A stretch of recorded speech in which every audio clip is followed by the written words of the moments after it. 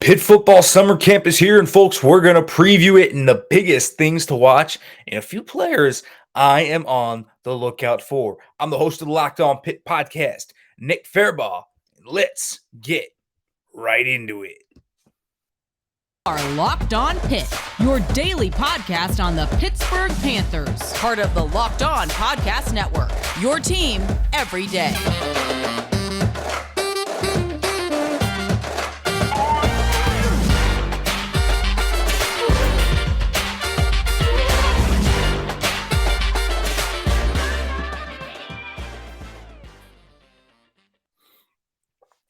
Welcome into the Locked On Pitt podcast, everybody. Great to be back today, and it's August 1st, and you know what that means.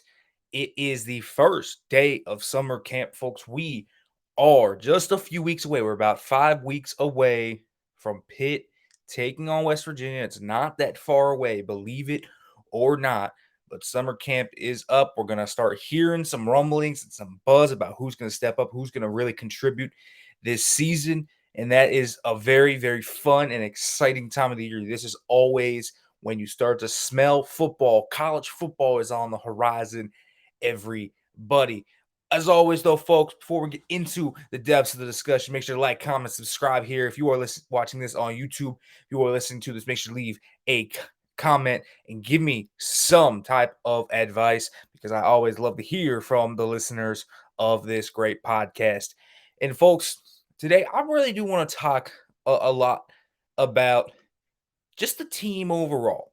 Let's talk a little bit about problem areas, intriguing areas, and what we can expect a little bit with this team, because Pitt right now is actually in a really fascinating position because of what they have and what they have lost and what they have gained, right? You know, you lose Kenny Pickett, you lose Jordan Addison, you lose Damari Mathis. Like, you lose three big names there, but you gain Kanade Mumpfield, you gain Keaton Slovis, you gain a bunch of really fun players. And so it makes it all the more fun. So let's go into this, and let me tell you what I want to see. The biggest things I want to hear about, and the biggest things I'm curious about. First of all, and I think this is the biggest area of question, the linebackers. This is an area where we don't know what's going to happen.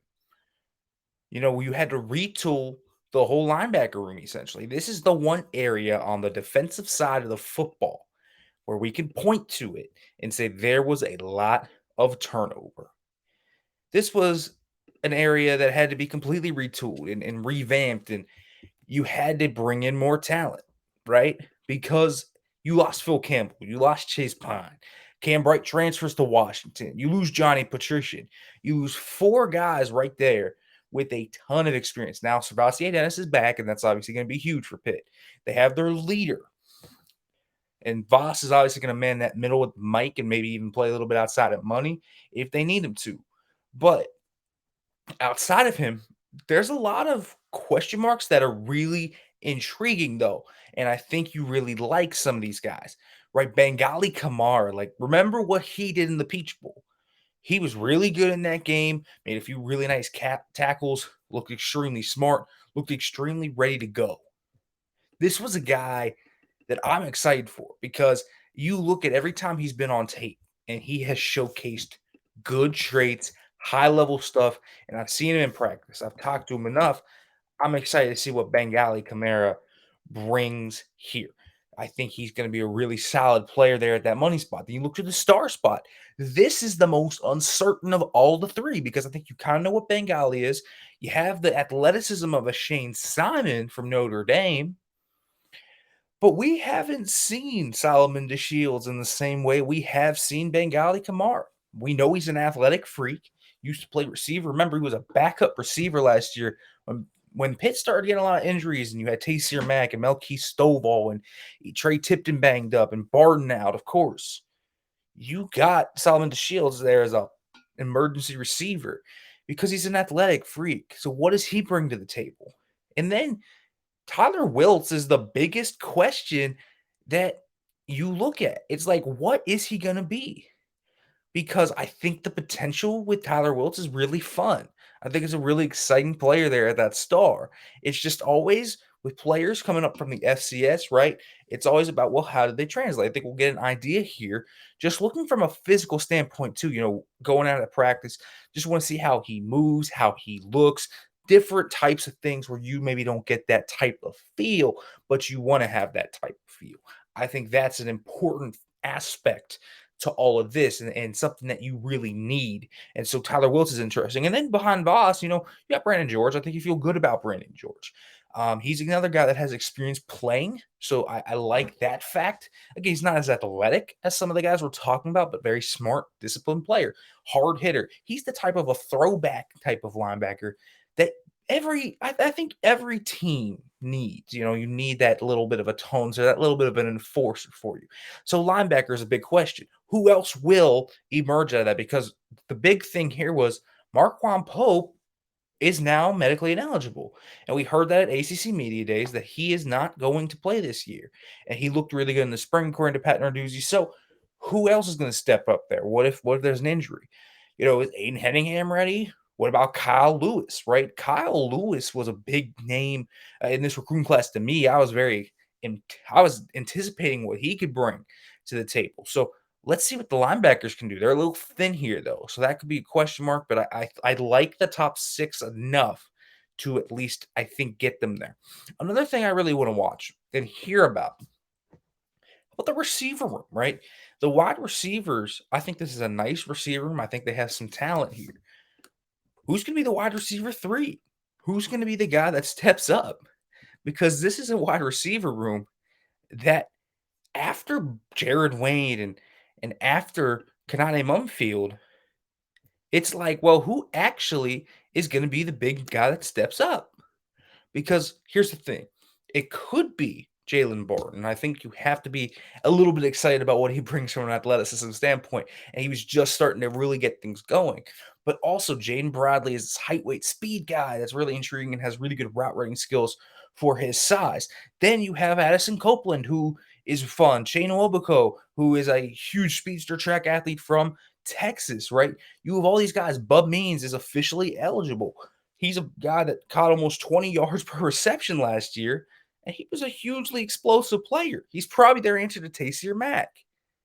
So, what is this receiver room going to look like? How does that end up kind of working out? Because this receiver room is really solid, but also a unit that has potential but no certainty yet. I think Taekwon Underwood's going to have a little bit of work to kind of split the hairs out here and see who could potentially emerge. There's another storyline I want to talk about, but first, I'm going to let you guys know about LinkedIn because, folks, as you gear up for fall, you need the right people on your team to help your small business fire on all cylinders.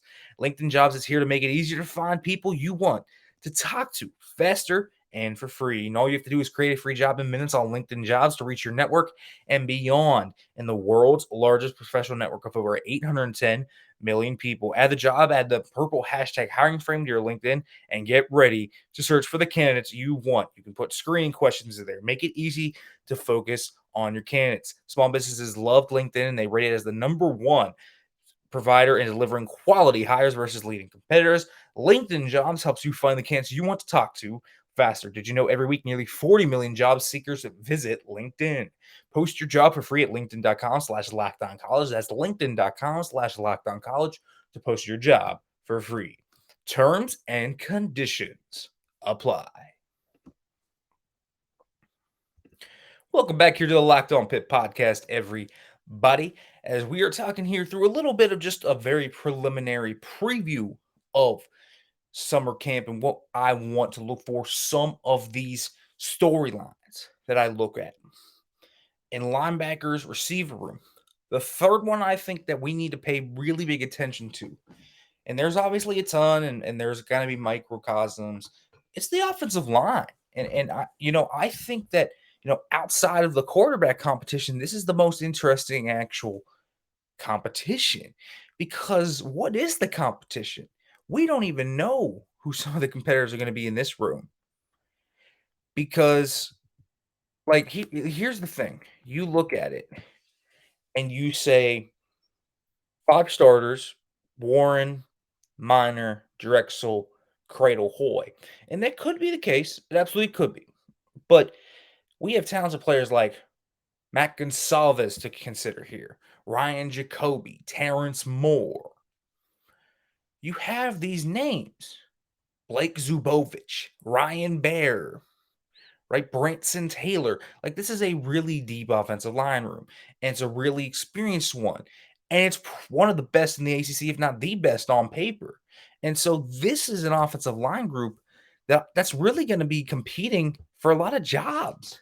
I think the two guys that I'm going to say are 100% sticking in this lineup are Carter Warren and Marcus Minor. I think that left side is really good. They mesh well together. They feed off each other. They're good in pass protection and they're good run blockers. So that left side, I feel very confident about in any facet of the game.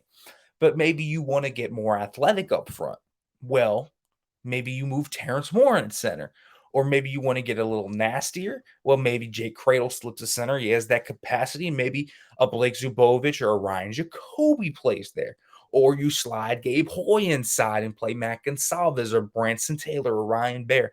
This is the great thing about what Pitt has in the offensive line room right now.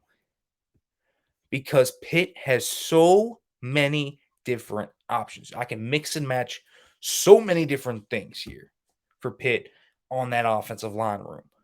I can say just about anyone could play in there. You could throw Branson Taylor in there if he's ready to go. You could throw the freshman Ryan Baer in there if he proves to be better than expected. You could throw the athletic Terrence Moore in there.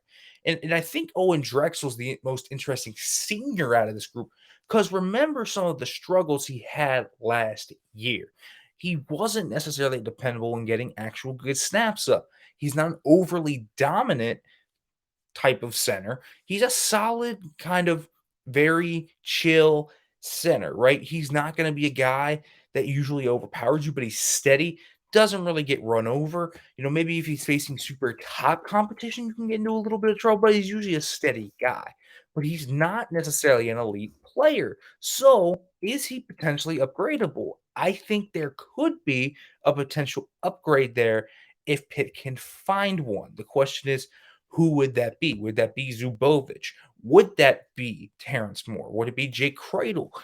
There's a lot of different various movements there at that center position, and that's going to dictate how everything goes because if Cradle slides inside, that right guard battle is going to be something to watch between Hoy and you got more even in that one as well, but you got Zubovich and Jacoby and even Baer potentially sliding in inside. So that offensive line room, it's going to be the question, do all 5 starters from last year start opening day? I think there's a real question they actually don't. So I think that one is interesting to watch. But I want to switch over to some players now because players are always fun. This is always the talk of camp. Usually it is, at least. Pitt has a few different things to watch this year, obviously, with their scheme. But we kind of can expect what you get from Frank Sinay. You get a lot of, 2 tight end, 13 personnel, 12 personnel. So you're going to get multiple tight end sets, more wide zones, more play action, more emphasis on the run game and a balanced set. So you're going to get that. You're going to get explosive shot plays, though, out of that as well. So you're going to get a more NFL offense. That's really what it is. But on that offense, and you look to guys that could fit into that mold, and you say, who in the world could potentially have that breakout summer and really be an impressive guy? And I'll tell you what, a guy to watch for me in this summer is at the tight end room. It's going to be Carter Johnson because Carter Johnson is a guy that has not been talked about nearly enough. And, he's a JUCO transfer from TCU who went to TCU, then went to JUCO, and now he's at Pitt. And he's a very intriguing player in a lot of ways for a lot of reasons. One, this is a guy that is athletic and not sneakily so. He's quick. He's got some explosiveness. He's not super fast, but he's got enough speed to burn. Very strong hands. A little bit smaller of the frame. He's probably only 6'2", 6'3", but quick hands. And you could tell So he's going to be that athletic type of seam busting tight end, but he's also got really nice polished hands. And that's something I really do like in tight ends because if you have polished hands, both blocking and in the receiving game, that's where the groundwork works. He's not an overly dominant blocker yet, but he has the hand usage, the placement, and he's got the grip strength. So he's got a big part of it down. You just got to kind of work on some functional strength things, some leverage ideas, and basically body positioning in that game. But Carter Johnson, I think, is a really interesting player.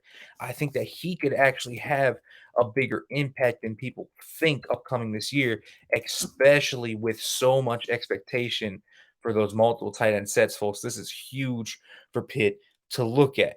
In that running back room, though, let's not overlook a guy like Sibo Flemister. I don't want to name any of the established guys in that room because I think everyone knows who Rodney Hammond, Vincent Davis, and Izzy Abanikanda are, and you probably know who Daniel Carter is after the spring. What about Sibo Flemister? Everyone's going to forget about him. Transferred from Notre Dame, and they got him after Jordan Bailey left because of academic issues. And so you look at Sibo Flemister and on tape at Notre Dame, there was some really good stuff. He's a really tough runner. This guy's a hard-nosed football player, a smart player at that, good in pass protection. He's not overly agile or quick or fast. He's not got great athletic gifts. That's not his natural intonation, but he's got really good intangibles. He always falls forward. His legs are always moving. He will run through your face as a defender. This is a really fun football player. If you're a football guy, you're going to like some Sibo Flemister. A little bit of a throwback. Again, not going to wow you with the athletic ability, but the tough, hard-nosed runs, the smart cuts. He's a one-cut-and-go type of guy, makes the right reads, soft hands. He's got some three-dimensional ability as a running back to do a lot of different things. This is a fun football player to bring into your offense. I think he can make some noise, and that's a running back room that's very stacked. So it's kind of hard to see how you can divulge that playing time because, listen, after the spring Daniel Carter had, it's tough even fitting him into that equation, right? But Sibo Flemister, I think, has a lot of intangibles you look at that you can be excited about.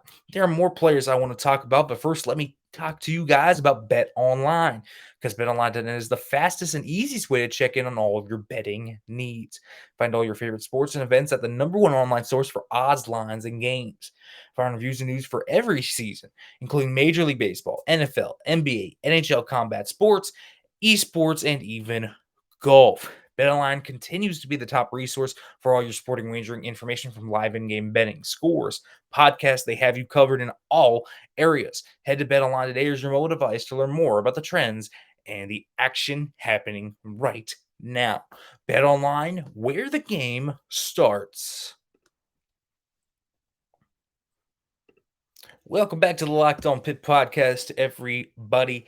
Talking more so about the defensive side of the ball now, because we talked about some sleepers potentially on the defense, on the offense rather. But on the defense, I want to talk about a guy that might not be getting enough attention in this safety room. PJ O'Brien, a sophomore, coming off what was a freshman year that I considered an up and down freshman year. He had some areas where, he maybe got a little too aggressive and looked like a young guy, right? He's an aggressive player looking for the big play, but you could see on special teams the physicality, the athleticism, and you could see the tenacity he plays the game of football with. It's really exciting in that regard. You look at that with PJ O'Brien, man, and a lot of the traits, the baseline traits to be a fun player that can make something in this conference, you see it. And PJ O'Brien, again, the safety room right now, it's not really in flux because you bring back both starting safeties. You bring back that whole room. Judson Palantir is still there. You add Khalil Anderson to that room, Rashad Battle out of that room.